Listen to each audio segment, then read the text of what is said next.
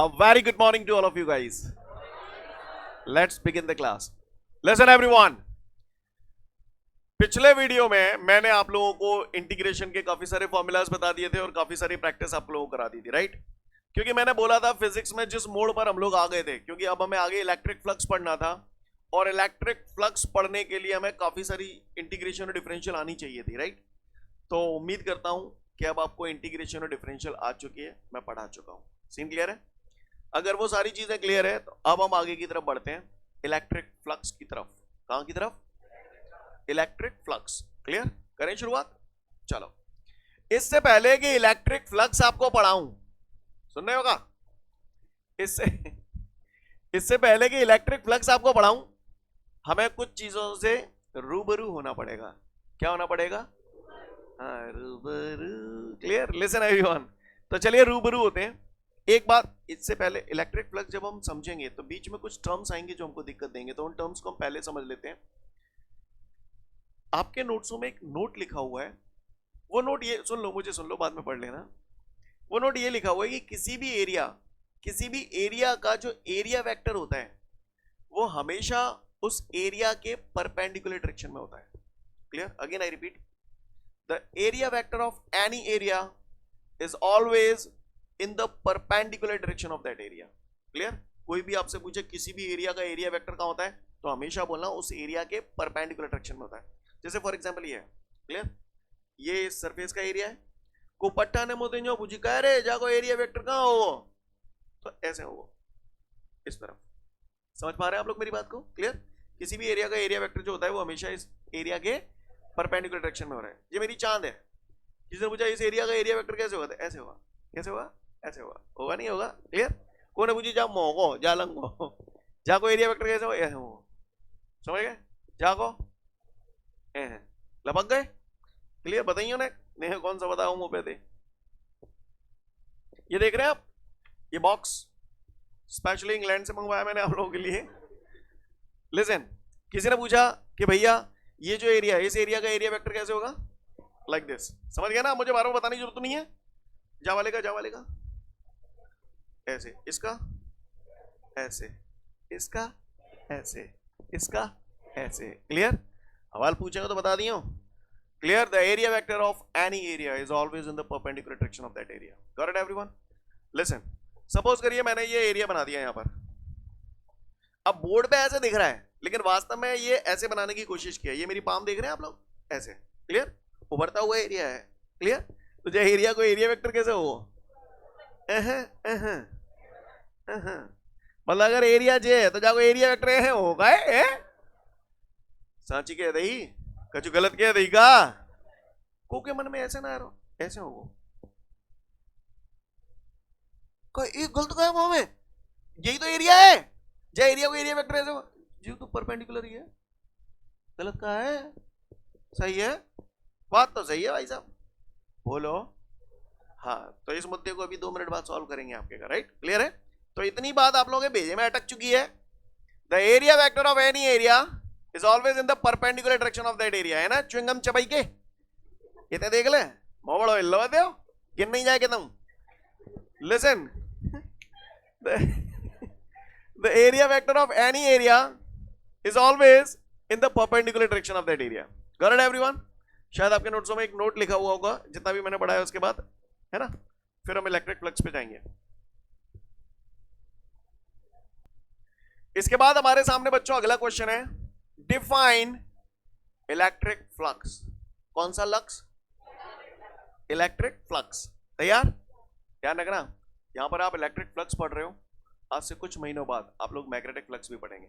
मिलता जुलता है, same to you. Photo copy है। कौन सी कॉपी है? दिखाएंगे हैं इलेक्ट्रिक फ्लक्स। इलेक्ट्रिक फ्लक्स की अगर हम बात करें तो गौर से सुनिएगा सभी लोग। किसी भी सरफेस से, जैसे मैंने सपोज करिए ये मेरी पाम एक सरफेस है, राइट? अब ये सरफेस मैंने ऐसे रखी है। क्लियर? ये सरफेस मैंने ऐसे रखी है, तो सामने से तुम्हें क्या दिखे हो? सरफेस तो दिख दे रहो, तुम्हें एक लकीर सी दिखेगी, चील सी। Yes sir no? चील समझते हो? लाइन को ही बोलते हैं, बचपन में कहते पहले चील खींच ले। चलो ठीक है, तुम्हारी तो हिंदी खराब है, वो क्या करना है। क्लियर? क्लियर है? ये सरफेस है, सरफेस ऐसे रखा है, सामने से आप लोग देख रहे हैं तो एक लाइन सी दिख रही है, लेकिन है क्या? सरफेस। कौन सा फेस? जी हाँ, जी हाँ बहनों भाइयों, this is the surface. Clear? अब सरफेस से ये जो पास हो रही हैं, इनको क्या बोलते थे? मुझे कुछ पता नहीं, समझ नहीं आ रहा। क्या बोलते थे इनको? क्या बोलते थे? नहीं नहीं, हाँ वो एरिया वेक्टर तो वो अलग चीज होगी। अरे बताओ ना, ये what is it? Come on. Uniform electric field है। पढ़े नहीं पढ़े? सब इंटीग्रेशन डिफरेंशियल में सब बह गया है, कुछ याद नहीं है। क्या है ये? इलेक्ट्रिक फील्ड है ना, क्योंकि इलेक्ट्रिक लाइंस ऑफ फोर्सेस दिख रही है यहाँ पर। क्या बनाया है मैंने? Electric lines of forces. और जहां इलेक्ट्रिक लाइंस ऑफ फोर्सेस होता है वहां सुना है मैंने इलेक्ट्रिक फील्ड होता है। होता नहीं होता? यस और नो? ये जो सरफेस है, सरफेस, ये सरफेस है, इस सरफेस से इलेक्ट्रिक लाइंस ऑफ फोर्सेस कैसे पास हो रही हैं? The total number of electric lines of forces, the total number of electric lines of forces which is passing normally through a surface is called electric flux. Clear है? The total number of electric lines of forces which is passing normally through a surface, और आगे बढ़ाना है तो in a electric field. Clear? Again I repeat, the total number of electric lines of forces which is passing normally through a surface in an electric field is called electric flux. Scene clear है? Clear? Again I repeat, the total number of electric lines of forces which is passing normally through a surface in an electric field is called electric flux. Electric flux का जो formula होता है बच्चों, that is phi is equal to EA cos theta. क्या होता है? EA cos theta. This is the formula for electric flux. Phi is equal to EA cos theta. Correct everyone? E intensity of electric field है, तो ये दिख रहा है आपको electric field. A एरिया है, जो सरफेस आप इसमें रख रहे हो ना, उस सरफेस का ये एरिया है. cos थीटा, थीटा यहाँ पर बहुत बड़ा मुद्दा है जो हमें समझना है, क्योंकि थीटा का ही खेल है.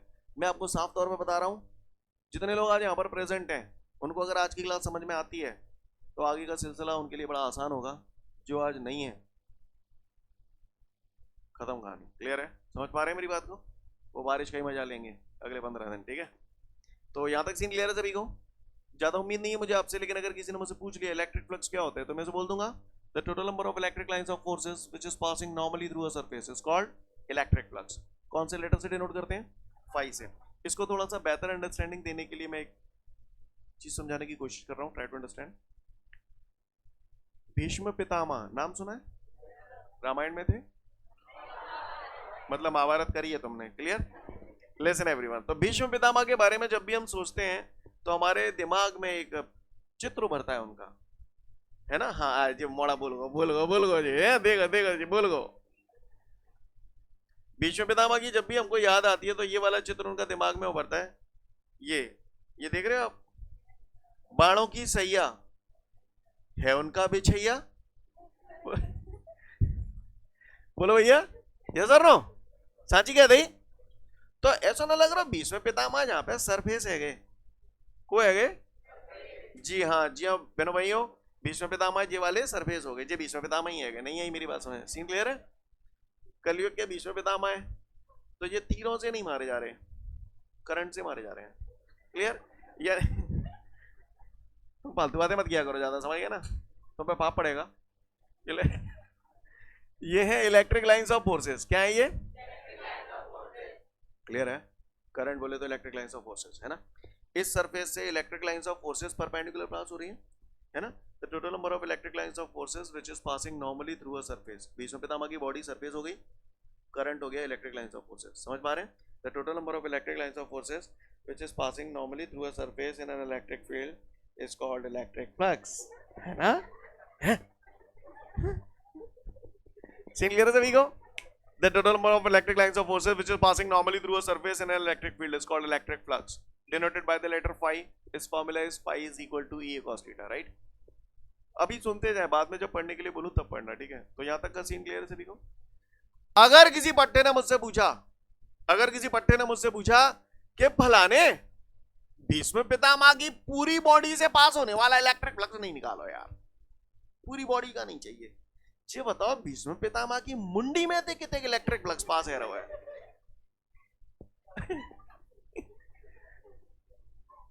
ये मुंडी है? क्लियर? तो वहां बैठो नहीं, इधर बैठो ना.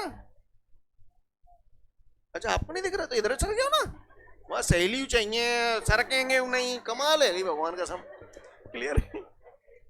तो ये भीष्म पितामह की मुंडी है। आपको मुझसे कह रहा है कि भीष्म पितामह की मुंडी में से कितना इलेक्ट्रिक फ्लक्स पास हो रहा है ये बता दो। यानी पूरी बॉडी से तो नहीं जानना चाहता वो, इस पूरी बॉडी के एक छोटे से टुकड़े से कितना इलेक्ट्रिक फ्लक्स पास हो रहा है वो जानना चाहता है, राइट? तो इस फॉर्मूले को हम लोग बेटा ऐसे लिखते हैं, डी फाई बराबर ईडीए कॉस थीटा। क्या लिखते हैं? डी फाई बराबर ईडीए कॉस थीटा। यानी अगर भीष्म पितामह की पूरी बॉडी से पास होने वाला इलेक्ट्रिक फ्लक्स निकालना है तो फाई बराबर ई कॉस थीटा, और अगर भीष्म पितामह की पूरी बॉडी से नहीं निकालना, बॉडी के छोटे से टुकड़े से पास होने वाला इलेक्ट्रिक फ्लक्स निकालना है तो डी फाई बराबर E D cos theta. Clear? अब जो यार हमारे को दिमाग खराब हो जाता है, ये डी फाई कहां से चिपकाया था, ये न जाने कहा कराए भी चिपटे हैं। क्लियर है ना? काफी लोगों का दर्द है ये। क्लियर? तो चलो इस दर्द को दूर करते हैं, दर्द निवारक दवाई खानी पड़ेगी आपको, राइट? तो उसको समझ लें। तो गौर से देखिएगा, यहां तक सीन क्लियर है? अभी 2 मिनट बाद फिर से रिवाइज कराऊंगा आपको। अब ध्यान से सुने, जो मैंने बोला इतना क्लियर है आपको? पूरी बॉडी से पास होने वाला इलेक्ट्रिक फ्लक्स निकालना है तो फाई बराबर ई कॉस थीटा, और बॉडी के केवल छोटे से हिस्से से पास होने वाला इलेक्ट्रिक फ्लक्स निकालना है तो डी फाई बराबर ई डी कॉस थीटा। यहां तक सीन क्लियर है सभी को?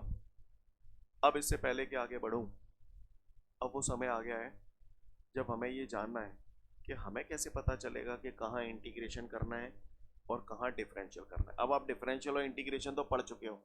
आज जो कहानी बता रहा हूँ आपको, एक कहानी सुना रहा हूँ, उसको ढंग से समझना, पूरी फिजिक्स में लगेगी, बार बार लगेगी, रोज रोज नहीं बताऊंगा। समझ गए मेरी बात को? इसलिए ध्यान से समझ लेना। कहानी शुरू करने से पहले मुझे एक बात बताओ, जैसे मान के चलिए ये एक सर्कल है बेटा, क्या है ये? सर्कल। सर्कल का अपना कुछ ना कुछ एरिया भी होगा। मैंने मान लिया इस सर्कल का एरिया कितना है? ए। क्लियर है? अब फिजिक्स में जगह जगह आपको बार बार जरूरत पड़ेगी ऐसा काम करने की। आप बताओ, मान के चलो आपका खेत है, आपके खेत में आलू हुए, आपने आलू निकाल लिए, आलूओं की ढेरी इकट्ठी हो गई, और इतनी बड़ी ढेरी है जिसे एक जगह से दूसरा जगह ले जाना पॉसिबल नहीं है, तो वहीं पे आप उसे बेचना शुरू कर देते हो। बोलो, अगर एक जगह से दूसरी जगह ले जाना पॉसिबल नहीं है, हिल्ले लगाना ही है, तो वहीं हवाई लगाओ चालू करते हैं, 5 रुपए किलो, 5 रुपए किलो, 5 रुपए किलो। यस और नो? बोले भैया यस और नो, है ना? तो जैसे ही मैंने हवाई लगाई 5 रुपए किलो, 5 रुपए किलो, 5 रुपए किलो, इसका मतलब क्या हुआ समझना? ये आलूओं की ढेरी थी बेटा, ये इतनी बड़ी ढेरी थी जिसे एक जगह से दूसरी जगह ले जाना पॉसिबल नहीं था, तो ये बहुत बड़ी ढेरी थी, राइट? समझना मेरी बात को? जब मैंने हवाई लगाना शुरू किया, आलू 5 रुपए किलो, 5 रुपए किलो, 5 रुपए किलो, तो इसका मतलब इतनी बड़ी ढेरी में से मैंने एक छोटा सा टुकड़ा, ये मैंने इसमें से एक छोटा सा टुकड़ा ये मान लिया, और ये मैंने मान लिया ये 1 किलो का है। कितने का है? 1 किलो का टुकड़ा है। तो मैंने आवाज क्या लगाई? 5 रुपए किलो, 5 रुपए किलो, 5 रुपए किलो। जाको मतलब क्या है कि जा इतने बड़ी ढेरी में ते जा 1 किलो की चुनचुनिया सी ढेरी ले जा, 5 रुपया दे जा। यस और नो? बोलो। यानी आपने बेटा क्या किया? आपने ये डिफरेंशियल कर दिया।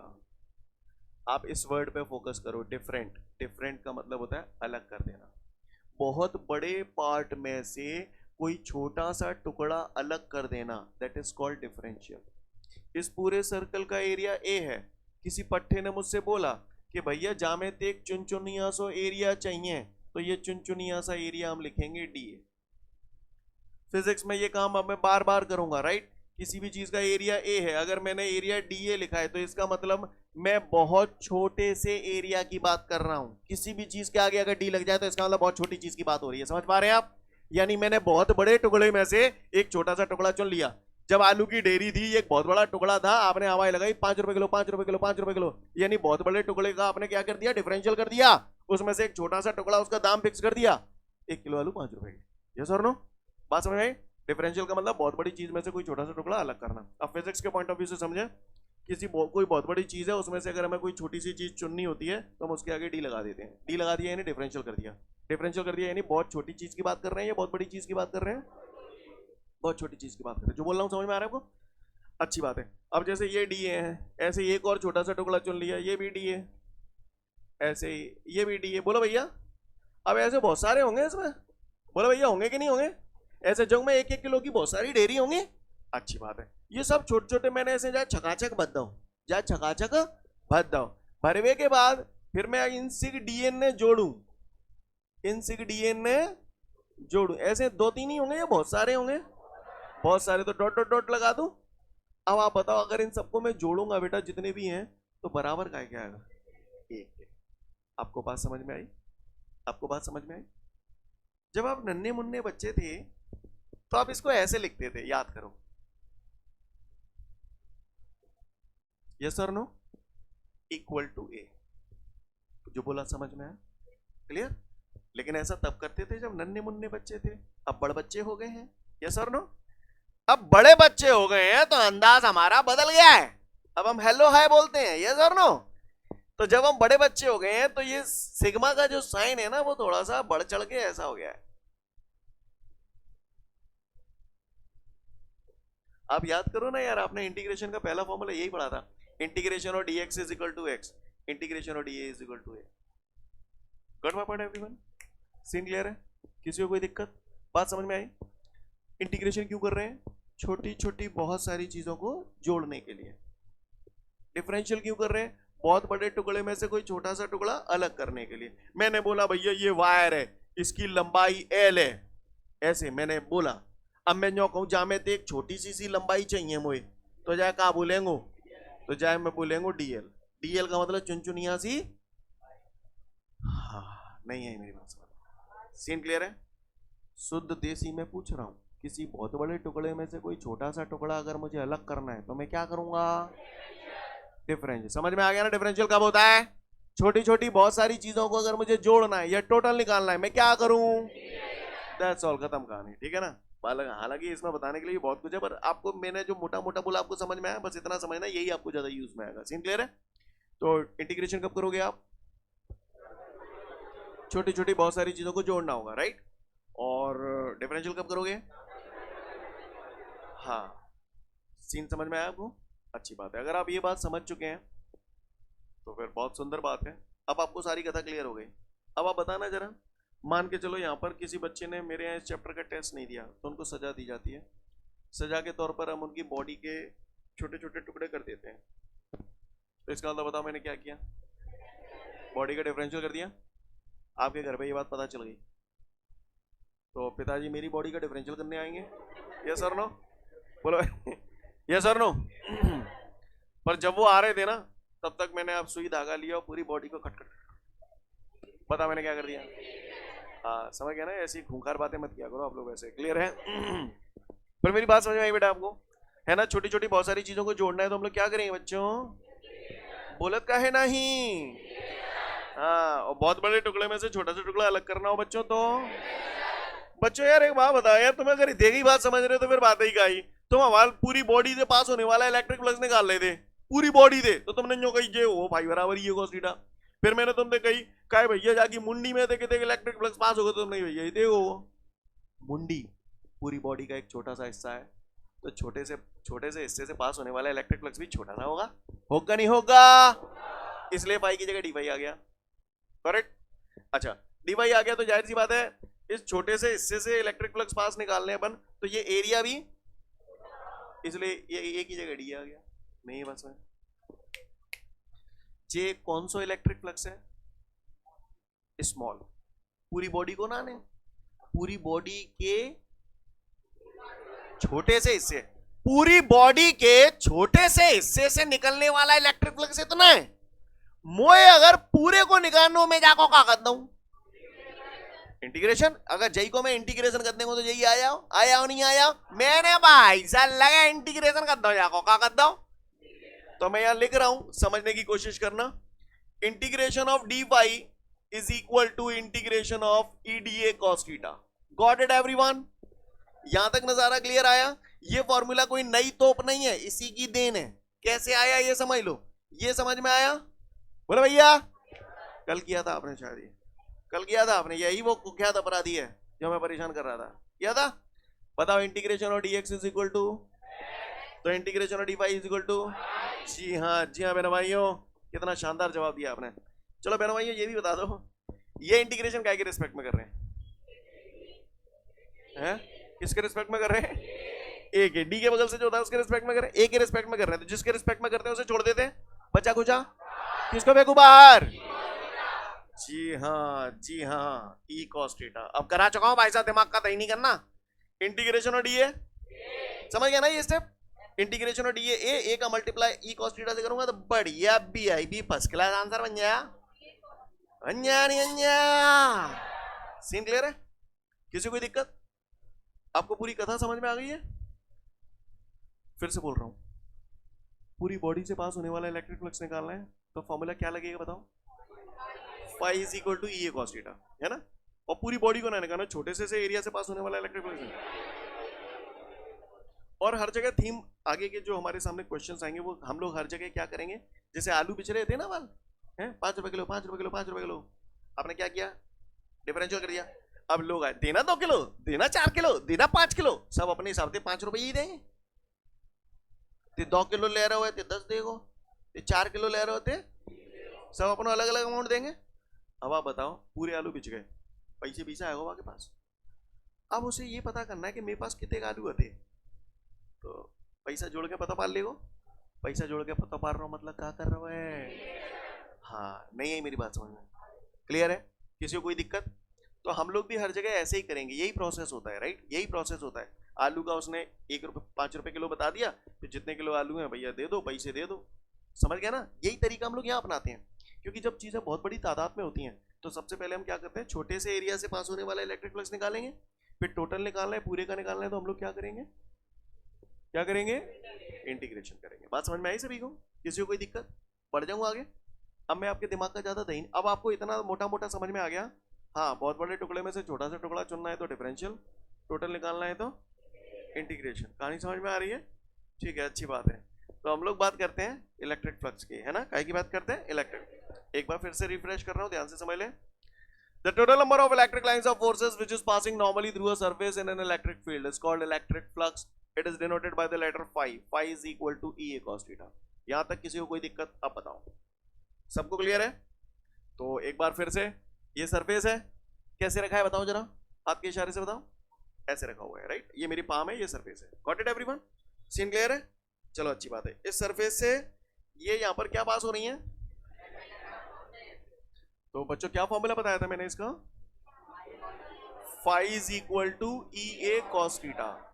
का हुए को परेशानी होए तो बताए, ना ने तो फिर सुने, और गौर से सुनना। ये सारी चीजें मैंने 11th की जो कमियां थी दूर करा चुका हूं, बता चुका हूं। आपको याद है एक जमाना था जब मैंने आपको ये बताया था, एक formula A vector dot B vector बराबर, बोलो भैया क्या फॉर्मूला है? A B cos theta. और साथ साथ मैंने ब्रैकेट में ये भी लिखवाया था, ये कैसा प्रोडक्ट है? Scalar product. बताया था आपको? बोलो भैया, ये सारी चीजें मैं बता चुका हूं। जो लोग नए खिलाड़ी हैं, वीडियोस देख लेना सिस्टमेटिकली डे 1 से, एक एक चीज कांच की तरह क्लियर हो जाएगी। अब आप बताओ, जब मैं ए बी कॉस थीटा को ए वेक्टर डॉट बी वेक्टर लिख सकता हूं, तो आप मुझे बता सकते हो ई ए कॉस थीटा को क्या लिख सकता हूं बेटा? ई वेक्टर डॉट, शाबाश बच्चों, कितने अच्छे बच्चे हैं, भगवान कसम। Clear? E vector dot A vector. अब आप बताओ, ये डॉट प्रोडक्ट है, तो डॉट प्रोडक्ट को हम कौन सा प्रोडक्ट बोलते हैं? स्केलर प्रोडक्ट बोल रहे हैं। तो इसका मतलब ये हुआ कि इन दोनों को मल्टीप्लाई करने से ये जो क्वांटिटी मुझे मिल रही है वो कैसी है? और अगर स्केलर है तो जाके चांद पे एरो लगाऊं कि नहीं लगाऊं? ठीक है, तो अगर किसी पट्टे ने तुमसे पूछ लिया कायरे फलाने इलेक्ट्रिक फ्लक्स कैसी क्वांटिटी है, तो फलाने क्या कहेंगे? रटोगे या समझ के बताओगे? ऐसे कहीं है यार, ऐसे कह देते हैं, ठीक है? तो कोई पूछे इलेक्ट्रिक फ्लक्स कैसी क्वांटिटी है, तो कैसी क्वांटिटी है? क्यों बोल रहा हूँ स्केलर, बात समझ में आ गई? किसी ने पूछ लिया इलेक्ट्रिक फ्लक्स होता क्या है, मन बदले को क्लियर? अब सबसे अहम और सबसे जरूरी बात, क्लियर, जिसका बहुत बड़ा रोल है। तैयार? चलो, मेरे को समझ में आ गया यार, फाई इलेक्ट्रिक फ्लक्स होता है, अच्छी बात है। मेरे को समझ में आता है ई इंटेंसिटी ऑफ इलेक्ट्रिक फील्ड होती है, अच्छी बात है। मेरे को समझ में आता है ए एरिया है सरफेस का, राइट, वो भी समझ में आता है। यहाँ पर कलाकारी बॉस इसकी है, थीटा की, ठीक है? इसको समझो अच्छे से, ठीक है? ध्यान देना पूरा। तो भैया यहाँ पर आप ये जो फॉर्मूला लिखते हो, 11th में भी पढ़ाया जाता है कि ये जो थीटा एंगल है वो ए और बी के बीच का एंगल है। किस किस के बीच का एंगल है? ए और बी के बीच का एंगल है। इसी तरीके से यहाँ पर अगर किसी ने मुझसे पूछा थीटा, थीटा की डायरेक्शन, थीटा एंगल किस किस के बीच का है, तो आप बोला इलेक्ट्रिक फील्ड की डायरेक्शन होती है कुछ ना कुछ, एरिया की डायरेक्शन होती है। मैंने स्टार्टिंग में अव्याल बोल दिया, किसी भी एरिया का एरिया वेक्टर हमेशा उस एरिया के परपेंडिकुलर डायरेक्शन में होता है, यानी एरिया की भी डायरेक्शन है। यानी मेरा कहने का तात्पर्य ये है बेटा कि यहाँ थीटा जो एंगल है यही समझने वाली बात है, मैं लिख रहा हूं स्पेशली आप लोगों के लिए। थीटा यहां पर क्या है? Angle between electric field and area vector. Clear? Theta angle किस किस के बीच का है? इलेक्ट्रिक फील्ड और एरिया वेक्टर के बीच का। किस किस के बीच का?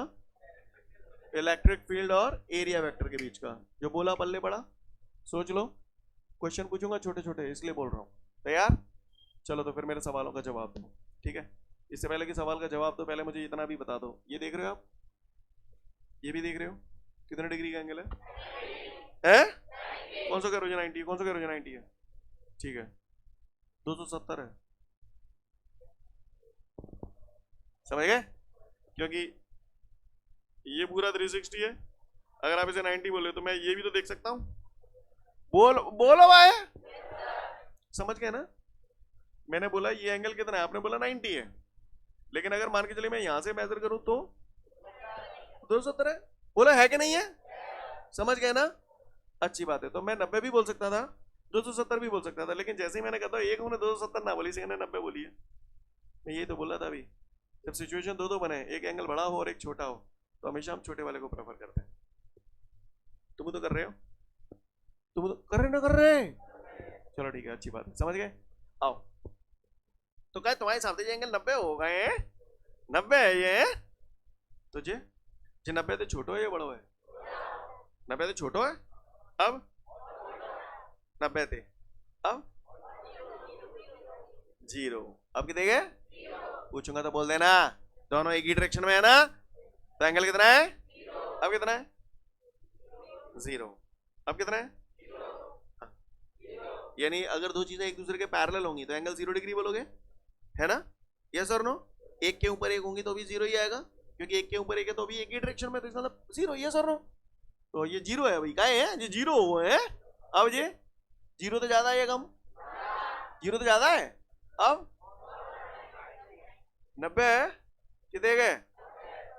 अब 180। अब ऐसा घुमा चलो जाओ, फिर घूम चलो जाओ, चलो जाओ।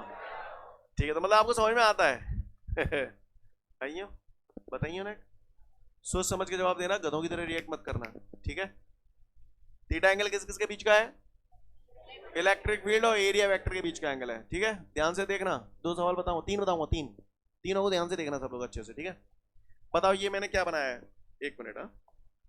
सबसे पहले मुझे बताओ ये मैंने क्या बनाया है, व्हाट इज इट? हाँ, इलेक्ट्रिक फील्ड है बच्चों। डायरेक्शन बताओ कितनी लंग है? इलेक्ट्रिक फील्ड ऐसे है, जहां में उठा के मैंने धर दो एक सरफेस का, धर दो सरफेस, धर रहा हूं, धर दो जिले जीरो सरफेस, दिख रहा हो तुम्हें? ऐसे बढ़िया मैंने वीआईपी सरफेस धर दो है सामने थे, तुम्हें क्या दिखे हो? लाइन दी गई, लकीर दी गई, दी है नहीं दी है का? हाँ, जो लाइन है गई, लाइन है ये, लाइन है ये, सरफेस है। क्वेश्चन पूछ रहा है मुझसे, एग्जाम में आ गया क्वेश्चन, यूं कह रहा है पहले तुम बताओ जी सरफेस काय में धरो है? इलेक्ट्रिक फील्ड में धरो। कैसे धरो है? परपेंडिकुलर। ये इलेक्ट्रिक फील्ड यूं है, सरफेस यूं धरो है, क्या डिग्री के एंगल में धरो है? सेकंड दिख रहा है, मैंने कही बोलते जब किसी सरफेस को इलेक्ट्रिक फील्ड में परपेंडिकुलर डायरेक्शन में रखा जाता है तो उससे रख दिया ना मैंने, क्वेश्चन के मुताबिक मैंने रख दिया। उसने बोला जब किसी सरफेस को इलेक्ट्रिक फील्ड में परपेंडिकुलर डायरेक्शन में रखा जाता है, सरफेस का एरिया मुझसे ए दे रहा है, कितना दे रहा है? ए। तो कह रहा है जब सरफेस को इलेक्ट्रिक फील्ड में परपेंडिकुलर डायरेक्शन में रखा जाता है तो इससे कितना इलेक्ट्रिक फ्लक्स पास होगा, पूछ रहा है। क्वेश्चन समझ में आ गया? He is telling you if an surface is placed in the electric field in the perpendicular direction then calculate the electric flux which is passing through it. Got the question everyone?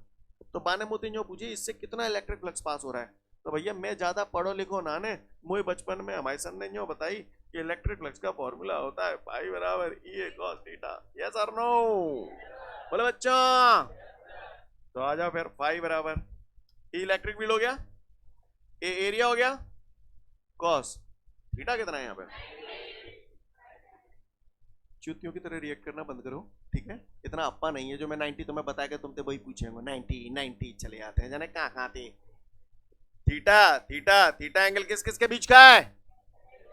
Angle between electric field and area vector. चलो आ जाओ इधर, चित्र में देखो जरा, electric field किस तरफ है? जी ऐसे बना दो मैंने, नहीं है, नोक दिख रही है ना, क्लियर। इलेक्ट्रिक फील्ड तो जाएगी, एरिया वेक्टर जाको कैसे हो वो? जे सरफेस धरो है, जे सरफेस हवा लीजिए बाटे, हम तो हंस रहे, मैंने जो कहा कहाँ एरिया वेक्टर जाको ऐसे हो, जाको ऐसे होते ही तो हंस रहे तुम, अब मैं हंस रहा हूं। लिसन, इधर इधर इधर, सरफेस ऐसे रखा है, यही तो एरिया। बताओ इस एरिया का एरिया वेक्टर कैसे होगा? ऐसे होगा कि नहीं होगा? यस और नो? ध्यान से सुनना, इलेक्ट्रिक फील्ड ये हो गया, इस सरफेस का एरिया वेक्टर ऐसे हो गया। अब आप बताओ, इलेक्ट्रिक फील्ड भी इधर ही है, एरिया वेक्टर भी इधर ही है, कितने डिग्री का एंगल हो गया? इलेक्ट्रिक फील्ड और एरिया वेक्टर के बीच का एंगल कितना हुआ? आप गौर से देखिएगा भाई साहब, सरफेस धरो परपेंडिकुलर है, वो एंगल कितने का एरो है? तो क्यों एरो? समझ में आ रही है बात? क्योंकि जब भी फ्लक्स निकाला जाता है, जो एंगल देखा जाता है वो हमेशा इलेक्ट्रिक फील्ड और एरिया वेक्टर के बीच का देखा जाता है। तो बॉस यहाँ पर जीरो क्यों आया? बस यही समझदारी है, ये कलाकारी है, नहीं आई। कॉस जीरो कितना होता है? कॉस जीरो कितना होता है?